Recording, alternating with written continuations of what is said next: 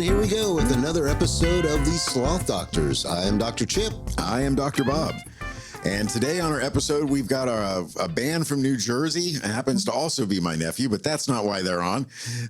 Welcome, 10Penny. What's up, guys? Hey. So we're talking with Michael Busch, and you want to introduce your drummer?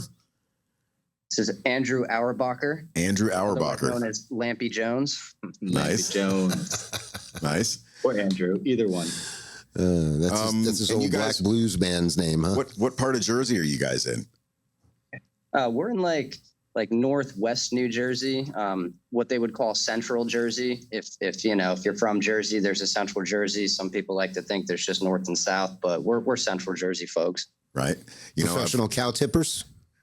Yeah, oh yeah, a lot of cows. I've only been to New Jersey one time, and I was completely blown away by how pastoral and green. I mean, I know the nickname is the Garden State, but I feel like media really goes a long way towards making everybody think of the Sopranos and Jersey Shore and the beach and crime and being really close to New York. And it wasn't like that at all. It was like deer walking in people's yards and rolling hills and like farms. And, I was very surprised. It wasn't what I expected at all. The fact that I found out was majority of New Jersey is consumed by the Pine Barrens. So like most of the state, we only have East Jersey and then right outside of Philly, right outside of New York, right outside of Philly. That's like city-like, and it's such a small portion of the state. Everything else here is, like you said, super green or just swamp or pine barrens. And is the part of Jersey you live in Springsteen country, or is that all of Jersey?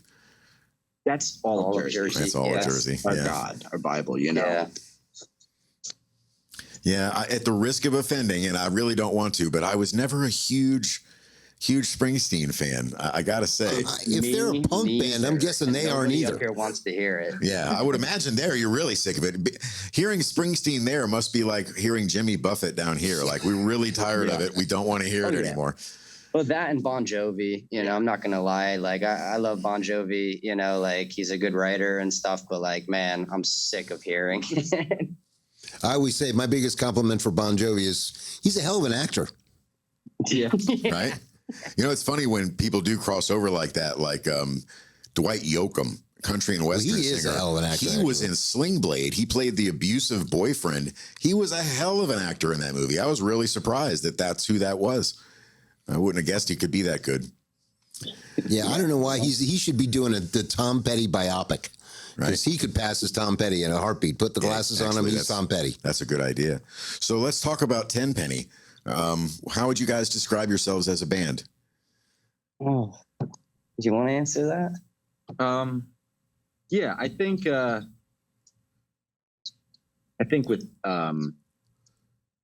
with any band or any musical project, it kind of really takes on a sound and sort of it forms itself basically. So, I mean, we both have heavy alternative rock, and some blues and stuff like that as influences, but through our time playing together, it has evolved into more of a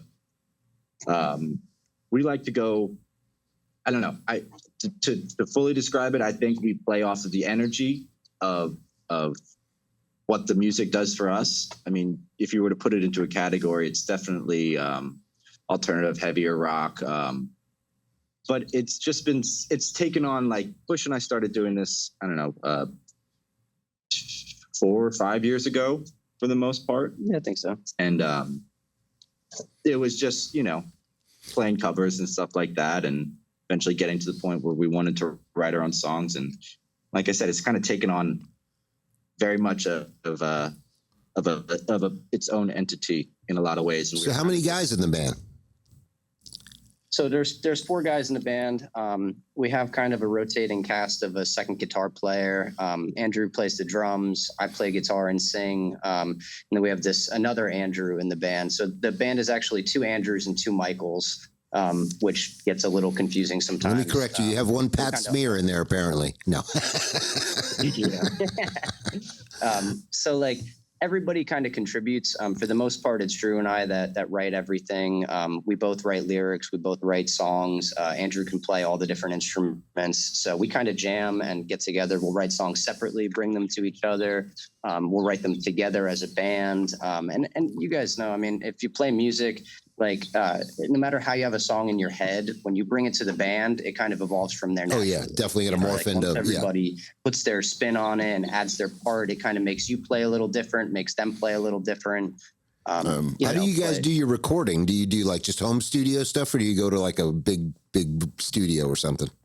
Nah, we've had a guy out in Easton, Pennsylvania, which is right across the river, on the border of New Jersey and Pennsylvania.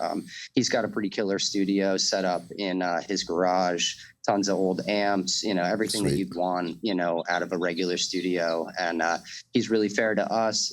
He's been good on the recordings and stuff, and he allows us to take our time, kind of really get down what we want to get down. And we've just kind of pieced everything together, like he doesn't record to tape though, right? He goes probably digital and then build off of that. Right. But he doesn't record to tape though, right? Probably just goes right to PC. Yeah, right to the PC. But we do actually, we sell cassette tapes. One of the guys in our bands is big into making cassette tapes. So like, we really like cassettes. And we have cassettes for all of our albums and a compilation album of some bands that have played our pool. People actually buy cassettes? Surprisingly, yeah. It's wow. Kind of, making a little bit of a comeback within our local music scene. That's here hilarious. I can't attest to, everywhere, but here a lot of people would, they like the physical copies, everyone can go and listen online, and we definitely encourage that. I do it all the time, but it's hilarious because somebody, I like vinyls, I like cassettes, and in my car I listen to CDs. So it was funny. Somebody left us a CD to listen to, and I listened to it because I have a CD player in my Jeep. But I'm like, we're trying to give it to Rom, and he's like, I don't have anything to play it on. Yeah. No, and so then I had the genius idea today as we're driving here to the studio. I'm like, what's the name of that band again? And he gives me the name, and I'm like, hang on, let's try this. Hit the button on the car, ask Spotify to play, and sure enough, they were there. So I was able to listen to them. Yeah. So I didn't have to have a CD player. Are you guys on those kind of platforms too? Spotify and that kind of thing? Yeah.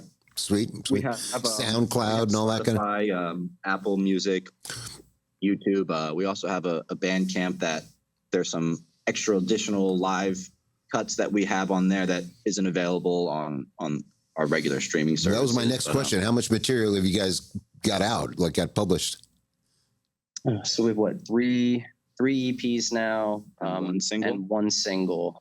We did put one of the songs off our most recent EP out as a single, I believe, too. Yeah. So I think in total we have probably 14 songs released right now.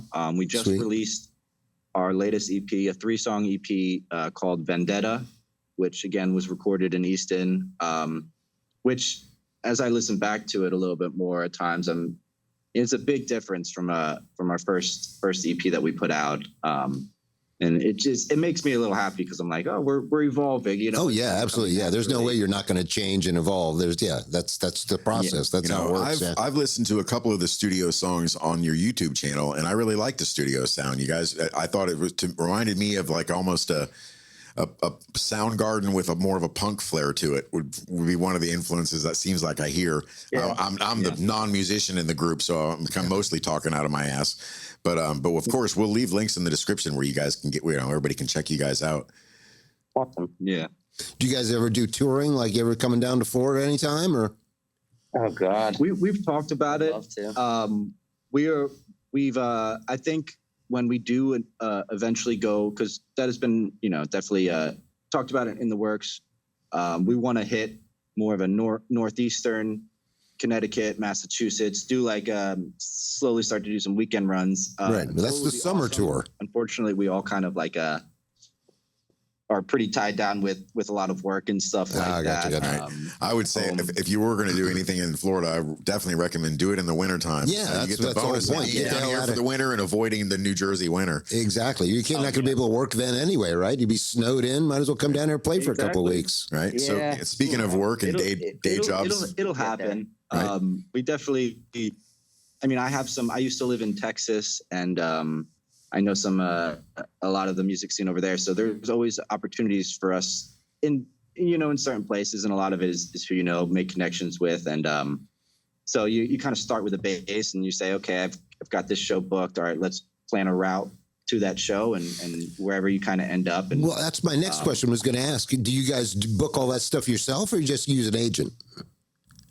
So we do everything we can do in house. I personally do, like, outside of 10Penny, I put on, like, there's a venue in New Jersey, and it's called the Meat Locker. It's one of those crusty, smelly basements that you just hate to love, but you love it anyway. Oh, yeah. And, so I put on a lot of shows there, and that kind of came to fruition by wanting to book shows for 10Penny, So I started.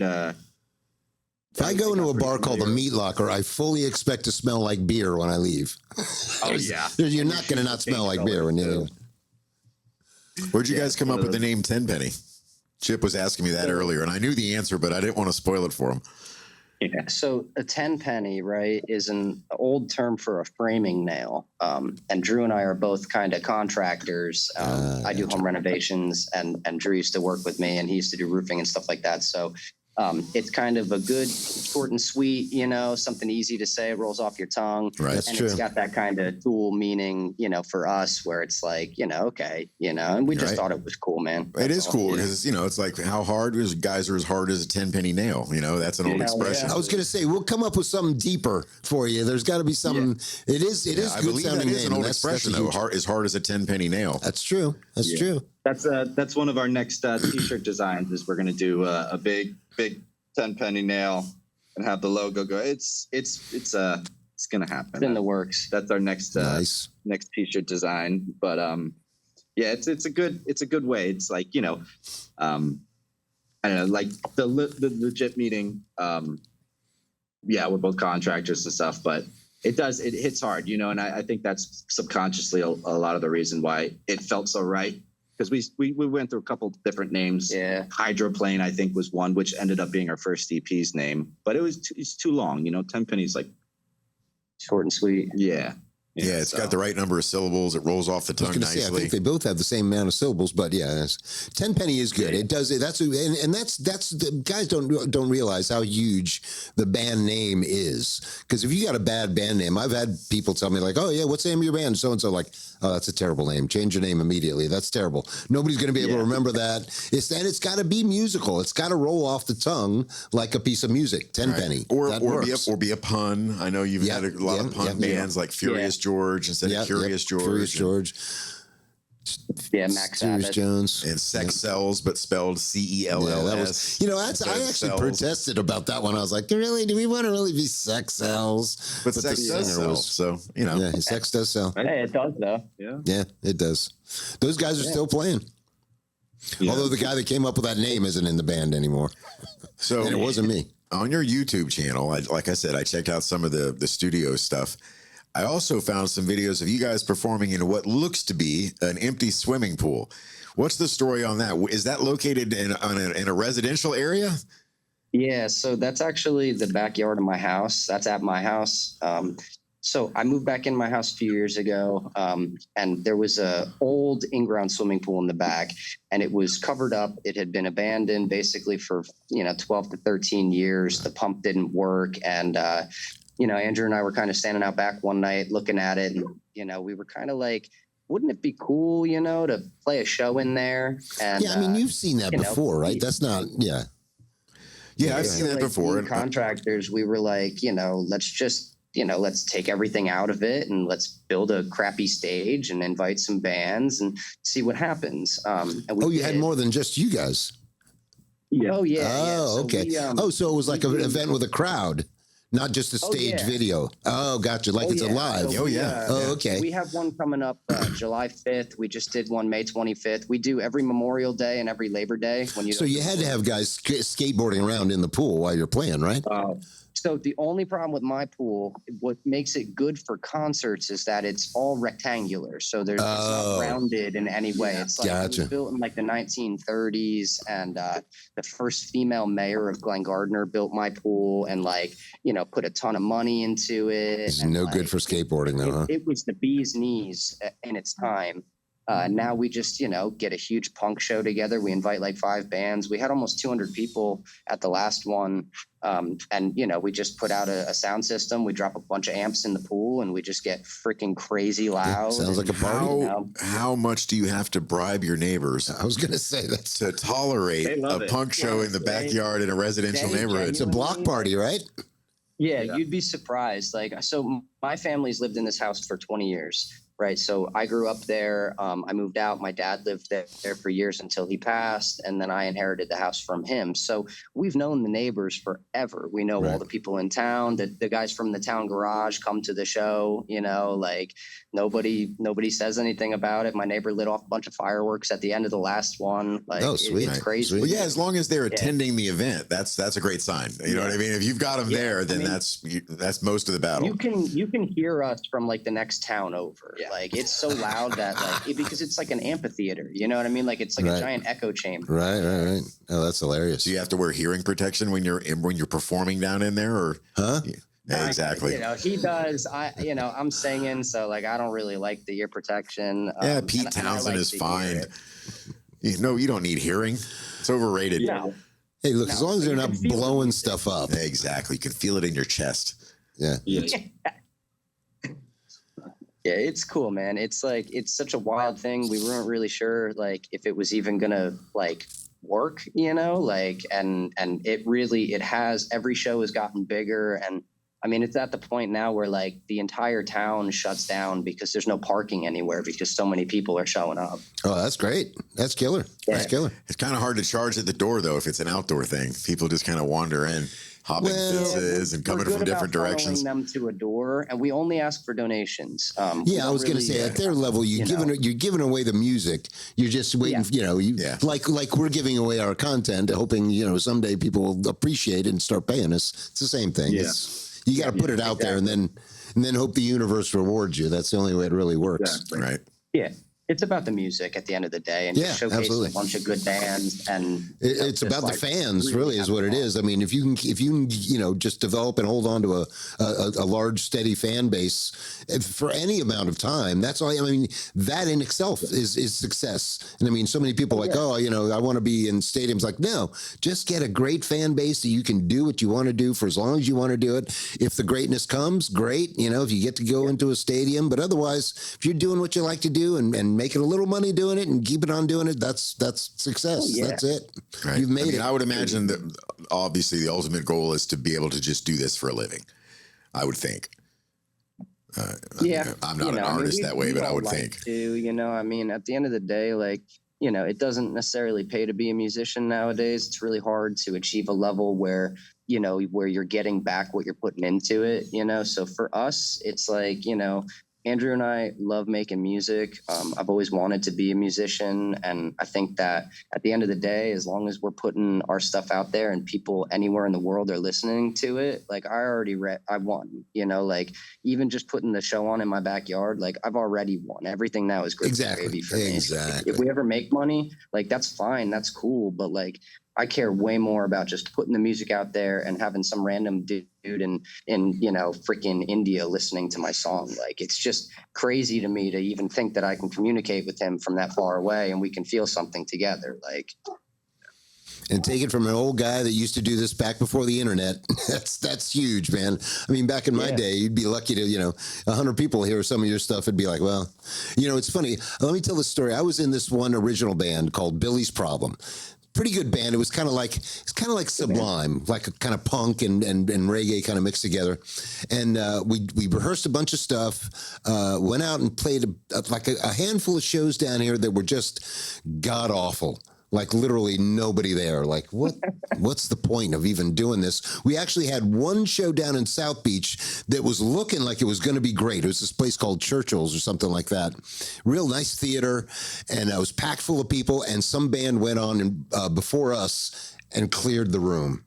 So we even again played to an empty room. It was like, oh, good Lord. So I just kind of got frustrated and quit the band. So eventually they got this other guy that didn't work out, and this is before they'd even done their CD. So they kind of asked me, even though I wasn't in the band, to come back and record the CD with them, and I did that. It took a couple of weeks. But then they got this show up in Cleveland that was like a record company. What are they called? Where they check out a bunch of different bands. What the hell's it called? Showcase. Yeah. Showcase. That's the word I'm looking for. Anyway, so we got this gig to go up in Cleveland and play this showcase. And dude, we went to this awesome theater, played in front of an awesome crowd. And usually, you guys never see me play, but if I'm just playing and it's a regular gig, I look like Townsend, or not Townsend, Entwistle. I just stand there like, okay, yeah, this is great, yada, yada, yada. But this gig was so great. We were playing original stuff. Crowd was into it. It was a huge crowd. I was jumping all over the place. Like, these guys had never seen anything, they'd never seen me act like that. And they were like, wow, we never knew you would get that again. I'm like, well, yeah, there's people here, there's, you're not playing to an empty room. That's, you got to have that feedback. You got to have that energy. And as long as you keep that going. Energy. Oh yeah. Yeah. That's the drug. That's the thing. I mean, once you've tasted that, there's nothing like that. I mean, there's, right. Yeah. I can't even imagine. You can't until you've done it. And I actually once singing drunken karaoke actually got people to get up and dance while I was singing. And that felt amazing. So I can't imagine what it feels like when people pay to come see you. Yeah. Hell yeah. Yeah, I was hammered. I was singing David Allan Coe shirtless with a beer in my hand. It's on YouTube. You can find it. Oh, get out of here. It's on, yeah. Oh, we got to show that. It's on YouTube. Yeah, it's actually under, it's not under our chain. It's not under the Sloth Doctors. It's under it's going to be soon. I'm going to find it. It's going to be now. It's pretty bad. Oh, absolutely. We're going to have to find that. That's hilarious. I think it was back in like 2018 or something like that. Oh, when I still live down here. You guys ever do karaoke? I love attending karaoke. I'm not the biggest. I'll do it like Rom said. If I've had a couple, well, that's the only way you can do it. That's the whole point. And I would like to also add that if you're good, don't do it. Yeah. It's not it's not. People think it's American Idol or something. It's not American Idol. Is this Simon Cowell is not hiding to check? Like, nobody wants to follow that. The whole point is to break the ice and be horrible enough that everybody else feels comfortable to get up and do it. But nobody wants to follow somebody that actually can hit every note. That's horrible. If you ever had to run a karaoke, I'd have a breathalyzer up there and just like, look, if you can't blow at least a 1.5, go sit down for a while, do some shots, come back later when Well, let's briefly talk about the karaoke scene that we're talking about here, where I used to do this. The person that ran this karaoke scene had the most genius business model because, like I said, it's all about breaking the ice and making people feel comfortable to go up there. This person was a transgendered individual called herself Jackie, and was completely in drag and would perform a few numbers at the start herself. And there's no way, and I'm talking wearing a very unflattering bathing suit. There's no way everybody in the room isn't immediately put at ease. Like there's nothing. I'm not to be rude at all because the performance was outstanding. But your first thought is, oh well, if they'll get up there and do that, I can't. No one's going to be more. No one's going to look at me any funnier than they're looking at her. Basically, the ice has been broken. It's very comfortable to go up there and perform. So actually, it was a genius business model, in my opinion. I think we should have him on the show. I'd love to have Jackie on the show. I don't know how to reach out and find him. Maybe on Facebook. Oh, he's on Facebook. I can find him. Okay. Does he still go to Benny's or? He hangs out at Lake Worth all the time and like the strip and stuff. I see him all the time. That'd be awesome. Yeah, he'd be great on the show.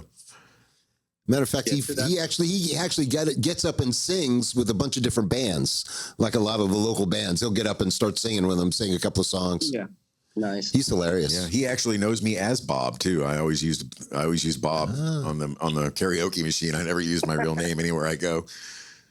I've been calling myself Bob for years. Yeah, he's hilarious. It all goes to the Bob Dobbs tattoo. That there's a picture of you with my dad outside of the Quickie Mart in New Jersey. You have that? Silent Bob. Can you get me a copy? Yeah, I've seen that picture. I do believe. I think it's on my dad's Facebook. I can probably obtain it. Yeah, because I used to have a copy of that, and I don't have it anymore. And I love that picture. It's your dad and I. That picture cracks me posing out in front of the Quickie Mart in the same pose as Jay and Silent Bob. Yep. I'm Silent Bob. He's Jay. I think we even borrowed your grandfather's trench coat. In order to pull that off, because neither one of us had one, and we needed it for the scene. And we did everything that you would do. It was my grandfather. We did everything that you would do. We asked if the milk was fresh. We pulled all the milk out, sat on the floor, and looked at them. Asked him if the toilet paper in the back was soft. I mean, everything that you could do. You know, unfortunately, there was no litter box and a cat taking a shit on the counter. That would have been awesome. And there's not a video store next to it. For people that don't know what in the fuck we're talking about, we're referencing the movie Clerks, the Quickie Mart where Clerks was filmed. And it was the actual Quickie Mart. Yeah, right? Yeah, the actual Quickie Mart where it was filmed. And is it what part of Jersey is it? Redwood or Red Bank? It's in Red Bank. Yeah. And then we also went to, I think Roger and I went to the Jay and Silent Bob's Secret Stash, like the comic book store. And it's full of nothing but like props from all the movies. They've got the Mooby cow from Dogma in there. That's cool. It was pretty cool. We both bought. I still have it somewhere. Remember in Dogma when Jay and Chris Rock meet each other and they both try to sell drugs to each other. Then they both whip out their dealer's union member card for being a local dealer or whatever, member side, yada, yada, yada. I bought 2 of those while I was there that day. One that has the printed name on it that says Silent Bob, and then another blank one that I filled my own name on. So I actually have an official dealer's card. Look at you. That's NJ official right there. Yep. I've never had to use it, but I have it. I don't think it has an expiration date on it, so I think I'm good. Valid ID. Yeah. Yeah, that trip was the one and only time I've ever been to New York City. Your dad took I me on asked a for tour your of New York driver's City. license, sir. And we were only there for a day. We didn't, it's funny too. And he's asking me like, well, what do you want to do? Where do you want to go? And I didn't want to do like the big touristy things. I wanted to go to Greenwich. I wanted to go to Greenwich Village. I wanted to go to Little Italy. I wanted to go to Mulberry Street and get a slice. Yeah. I wanted to eat a dirty water dog. You know what I mean? He looked at me too. He's like, you really want to eat one of those? I'm like, yeah, man. When am I going to get another chance? Yeah. I want the authentic experience. But yeah, I don't care about going to see the smoking crater of the trade centers. I'm not interested in that. I don't want to go to the top of the Empire State Building. I don't want to ride the ferry over for that, but I want to do all the low. And it was funny. I remember telling him it wasn't at all what I expected. But then again, like I said, Jersey wasn't what I expected. I thought it was going to be this Sopranos style warehouses close to the water and everything. New York was a lot cleaner and safer than I thought. Like I even remember telling him, I'm like, I don't smell urine at all. What's the big deal? I thought the streets were supposed to smell like piss. Did you fly into Newark? Yes.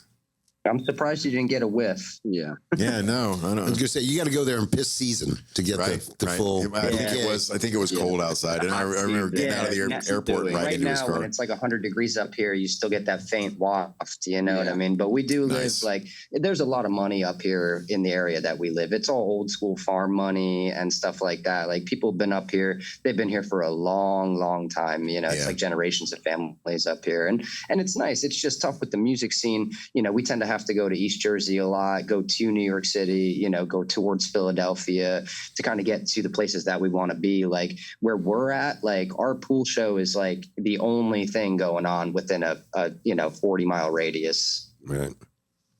One of the coolest things was watching we drove into New York City and drove to some parking garage and watching the car get scooped up and literally taken in an elevator and then put somewhere else into the building. You know what I mean? Like, and there's anybody's stealing that car. There's no way, you know what I mean? And if you don't pay them, you're not getting it back. Good luck breaking in there and trying to figure out how to load your car back into the elevator. People do that, and then they leave their cars there for a long time. There's like, guys who like hunt old classic cars and stuff like that, and they'll find them in those parking garages just abandoned there. Like serious, like Jay Leno's garage kind of stuff. Right. Like they never had the money to come back and get the car. Yeah. Interesting. Which is wild, that people would just abandon like a classic car there. But, people do crazy stuff. It was just the first time I'd ever seen a parking garage where your car was just taken away and then stored somewhere in the building, somewhere on a top floor, and you have no way of ever getting back to it. They're talking 48 hours stuff. Yeah, if you find a Carmen Gia, look in the trunk. There's a bunch of money now. When I worked for my uncle cutting locks for Hammer Down Auctions and traveling all over Florida storage units, one of the bougiest places was this storage place down south called Taj Mahal. And we never got to auction anything off from there. Everything in there was too expensive, and they always paid their bill and came back. It never went to go to auction. But that place was also the only other place I'd seen where some of the things stored there were cars, and it had that kind of elevator garage door thing where you could drive your car in, get out, and then it would take your car away and store it. And what was really cool is when it brought it back, it turned the whole thing around so you just drove out. You didn't have to back out. That's the And then it had like frosted opaque glass that had those electrical currents running through it. So when you went into your unit, you could push a button and it made it so that nobody else could see what you were doing. It was really nice. Most of the units there were full of like artwork and pristinely wrapped furniture, really expensive Victorian furniture and stuff. Sadly, we never got a chance to auction any of that stuff. Yeah, I was going to say, they made a brand new, like really fancy Hangar 22, I think or something is called, right across from the dog track over there. And I guess it's kind of, it's not that nice. It's just like individual units, but that's for like people for their Ferraris and Ducatis and stuff like that. But that seems such a weird place other than being right next to the airport. Yeah. That's the only thing about auctioning those units off, and I slowly come to realize this as I was doing it, was that most of the time, if the stuff in there is valuable, it's never going to go to auction. The only time things go to auction is when it is of no value, or exactly if something really horrible happened. If somebody died, there was nobody else that could come in and pay the bill. Or don't know about it. Or don't know about it, yeah. So every now and again, we'd get lucky and find a really nice unit, but we found some really bizarre ones too. Some of the stories, like popping open the lock and opening it and basically seeing a dirty bookstore in a storage unit in a 10 by 10. Like just nothing but magazines, dildos, and butt plugs lining the walls and stacks of DVDs. And it's like everything you would need to open a smut shop, That one sold. Yeah. That one sold fairly well. Yeah, no surprise. Yeah. Yeah, well, see, how did they not come and get that? That's worth money. How do you not come back? Yeah. Some of the ones that sold, there was a couple of times where it was full of, it would be like a garage unit, so not air conditioned. And when you open it, it was clearly a lawn maintenance business. There were 2 riding lawnmowers, a bunch of weed whackers, a bunch of all kinds of other equipment. And that's just a business ready to be started. Everything you need is right there in there, But most of the units were full of urine-soaked clothing and mattresses and useless shit. Things that post hole diggers, you know what a post hole digger is? Of course. It's the thing you slam it into the ground and then pull it apart like that. And it's for digging holes to put fence posts in. I can't tell you how many of those I found in units. It's the kind of thing that when you need to build a fence, you think, I need a post hole digger, and then you'll never use it again for the rest of your life. Exactly. You should rent that tool. That's not a buy tool. That's a rent tool. Well, they always end up those TV shows about the storage units, right? Storage Wars. That stuff's all fake. Show. It's all fake. Yeah, it's all staged. But here's the thing. I used to go to some of the auctions that his uncle did, and I remember there's like every once in a while they'll be like, oh, that's got a nice bike, and one of them sometimes there's a nice keyboard in there or something, but never more than like a couple of things. Except once they opened this one unit, and it was floor to ceiling, completely packed with ceramic tiles, barrel tiles, that go on the roof. Oh. Which how much is that worth? That's got to be worth, say each tile is worth what, $1 a piece? There had to be a couple of 10, 20, 30, 40, 50,000 tiles in there. Lining up a buyer for that. Here's the thing. If you get that unit went for like $5. So somebody now has 48 hours to either keep paying for that unit or move all that stuff out of that unit and try to sell every bit of that stuff at $1 a piece. Had a house they were building and they just really liked it. Now, if that happened to be the case, you got lucky. But otherwise, that's why I went for $5. Nobody was like, I don't know. What do we do with that stuff if we buy it? That's the crazy part about I found a Model T Ford in a unit one day. Oh, that's pretty amazing that they'd leave that in a unit. Yeah. Now, obviously, they came and paid the bill. It never went to auction. But what was fun about it was that I had to look for a VIN number, because when you find a vehicle or a jet ski or a boat, any kind of vehicle, whether it's water or land, you have to find the VIN number, because you got to do a search to see if there's a lien on it. If there's a lien on that item, you have to inform whoever holds the lien and give them an opportunity to pay the late fees and repossess the item. So most cars, it's pretty easy to find the VIN number. where do you find a VIN number on a Model T? There were no VIN numbers. Well, it wouldn't even. It's not even that. Even if you looked at it, you wouldn't know. It's like, well, there's a number 38. Is that it? Right. Well, no, I had to do research to find out, and apparently there's a number on the engine block which I couldn't get to without climbing through a bunch of crap. But there's actually on the passenger side of Model Ts, the floorboards are actually wooden boards, and if you take them, they lift right up, and you flip it over, and there's a little metal plaque on there with a number, and that number is the same number that's on the engine block, and that's what counts as a VIN number for a Model T. Interesting. In case you should ever have to do that. Yeah. So, just in case we come across one. Yeah. But we did auction off a lot of jet skis. Those people, for some reason, people would pay those off and then leave them. And I think once or twice a motorcycle, but we never auctioned off a car. They always got paid for those. And well, jet skis after a while get kind of useless. Yeah. Anyway, it was a fun gig though. I got to drive all over Florida, and I got to play an April Fool's joke on my uncle, who one of these days we're going to get him on the podcast. But my uncle is a very conservative man. I had never heard him utter a curse word in my entire life. And I was working for him. And this is back when I was, late 30s, early 40s. So I played a trick on him on April Fool's Day. I called him up. I forget what location I was at, but I had to go all the way to the west coast of Florida. I called him up and he was like, "What's up?" And I go, "I'm not going to make it to the next place." And he goes, "Why? What's wrong?" I said, "They found a dead body in the lock in the unit I just cut." I said, "The police are on their way. I'm going to have to give a deposition. It's like, I don't know what to do, man. I can't leave." And he was really freaked out. And after a few minutes, I said, "Oh, an April Fool's." And without pausing a breath, he went, "Motherfucker." Never heard him say that before or since in my entire life. Jack. You've met Jack. Yeah. Yep, he was not pleased with me that day. He still owes me for that. He hasn't got me back, but I'm sure one of these, every April I wait for it, but it hasn't happened yet. Yeah. Every year. He's waiting for the right time. Every year that it doesn't happen, I just anticipate it getting worse and worse and worse. I wish he'd just get it over with. How do you know he didn't do that to your neck? Oh, that's true. I didn't think about that. He might have whacked me.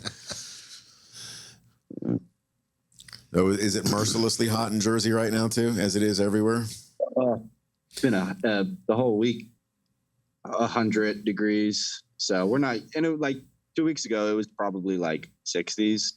You know what I mean? Yeah. I mean, I know it's old man shit to talk about the weather, but I do look at it frequently, and it blows my mind when I see you guys hotter. Than it is us. You know what I mean? Like we're almost in the tropics down here, but a little ocean breeze goes a long way. It gets hot up here. I mean, it gets cold in the wintertime and it gets hot in the summer. The last 3 days, and the worst part feels like 110. And the worst part about up there is you guys barely have any air conditioning, right? Not as much. Yeah, not as much. Yeah, it's like every place down here has air conditioning. I go to my dad's in Boston, and they're like, "Oh, we don't have air conditioning." Like what? Yeah, get out your window fans. Yeah. Yeah, they'll have window bangers they put in for certain couple of weeks or something like that. But yeah, I don't know who it was that said it, but I forget who the quote came from. But the true sign of a first world country is air conditioned elevators. It's the combination. You can have air conditioning, you can have elevators, but if you got air conditioned elevators, you're living in a first world country. You are living large. Yeah, I always figured, if I had enough money to roll my windows down in my truck and keep the AC on, that I was doing something right. Right. And plus you're helping everybody else out too, especially at red lights. They get close to the truck, get a little waft of cold air. So it won't be hot enough up there though to think about putting water in the pool though, right? Nah. No.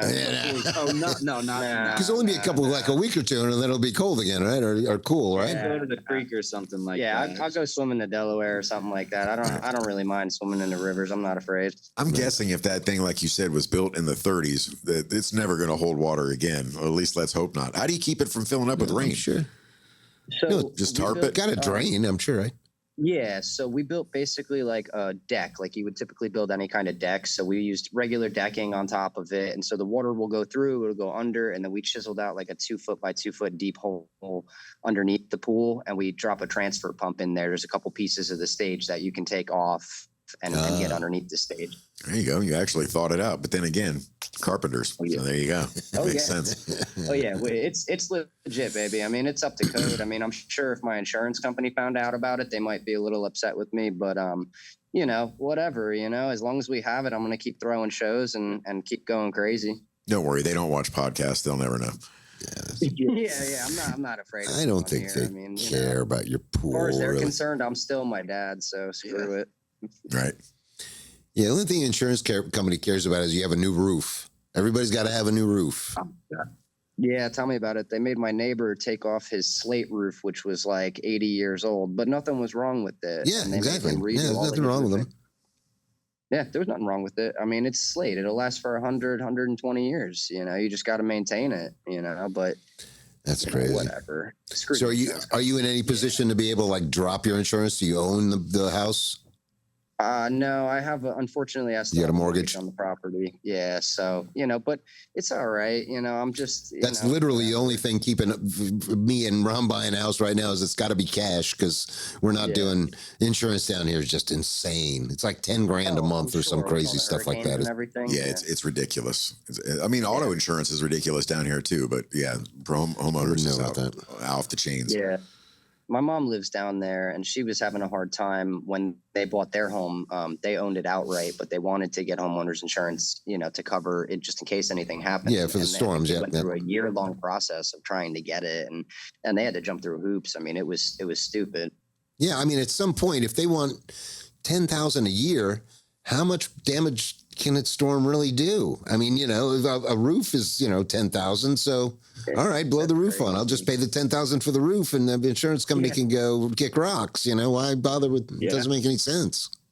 Yeah, I know Florida also allows you to self-insure your automobile, which I do. I think it's 30 or 40 grand or something like that. It has to be in a separate account that's like basically put aside. Well, no, it's just got to have it in the bank. You got to have that much money. Oh, not a separate account. Yeah. Well, it's funny because I had to deal with that. What's that? Is that just for liability? What do you say? Is that just for liability, or is that PIP and liability? Well, it's just I guess you're just covered for. Well, you're not covered for anything. You don't have insurance. But I guess if somebody sues you, you've got some money to pay them if you know if it was your fault. Honestly, I'm a little surprised that they have the requirements set as low as that. Because most insurance policies start at like 100,000 coverage. No, that's I think like personal injury maybe, whereas property damage I think is not. You know, nobody's 40 grand is plenty for a car. If you get an accident, you can be sued for personal injury. Yeah, I guess, but at the same time, I guess that the same with regular insurance. And let's face it, if you get somebody in an accident, they're going to spend way more in the hospital than your insurance is going to cover, no matter what. Right? I mean, there's no way. I mean, how much do you get on regular car insurance? Like 100 grand? I think 500 grand? Yeah. 100 grand in the hospital is like 2 nights, right?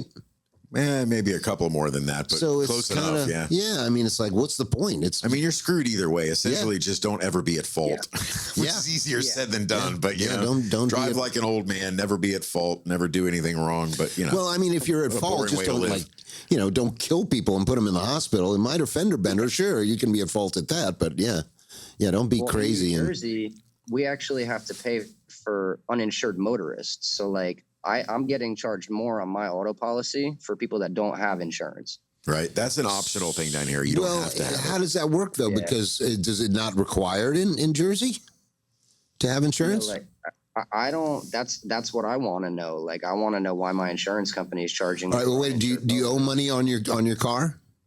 No, I own my vehicle. Okay. So you may be able to go without it then. If there's uninsured motorists, somebody's driving around your state without insurance. So. Yeah.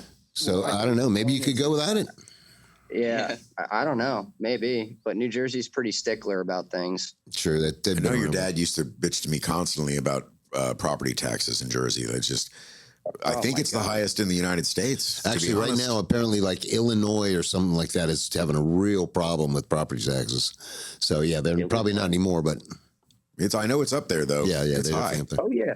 Oh, it is just to have my house. Like, it's crazy to the amount of property taxes that I pay a year. Well, and the it's thing, not like my house isn't worth like $1 million or anything. right? Well, the thing is, the property taxes are a result of this whole housing boom because all the values are going up, so the taxes are going up. Right. So you know, you may have only paid $100,000 for your house, but guess what? Now it's worth $750,000, and they're going to tax you on it. You know, unless you can get a homestead exemption or something. You know. Right. And that, you know, the deal on that varies by state too. Some are a little more better than others. Yep.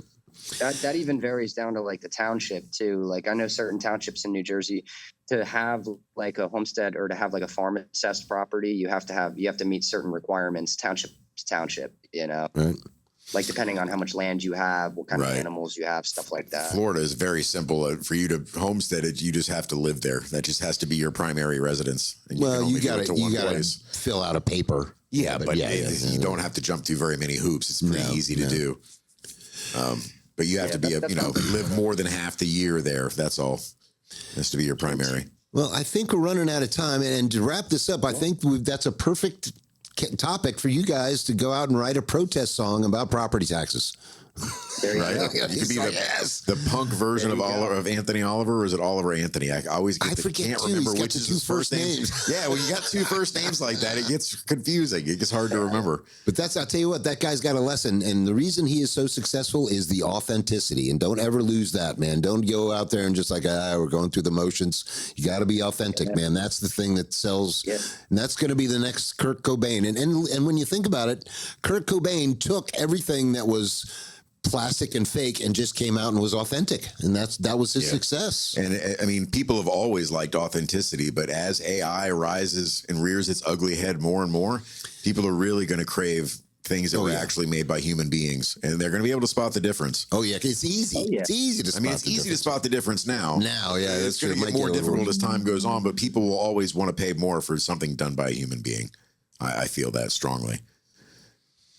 All right, yeah. So I guess we're going to have to wrap this up. You want to give out the phone number? Oh yeah. First of all, guys, it was really great having you on. It was good thanks to talk for doing to you it, again too, Mike. It's been a while. And Andrew, it was nice meeting you. We'll put links in the description to you guys so they can check you out and where to find your music on Spotify and iHeart and all that, and Apple Music. And please comment, subscribe, leave us comments. If you guys want to leave us any kind of voicemail messages, we'd love to listen to your questions and answer them on air. You can reach us at 904-549-9024. And of course, that number will be in the description as well. But how he can commit that to memory, I don't know. The guy's a genius. Yeah, He's a numerical genius. Remember some numbers. Anyway, guys, it's great to have you, and we'll talk to you again soon. And that's all, folks. Take it easy, guys.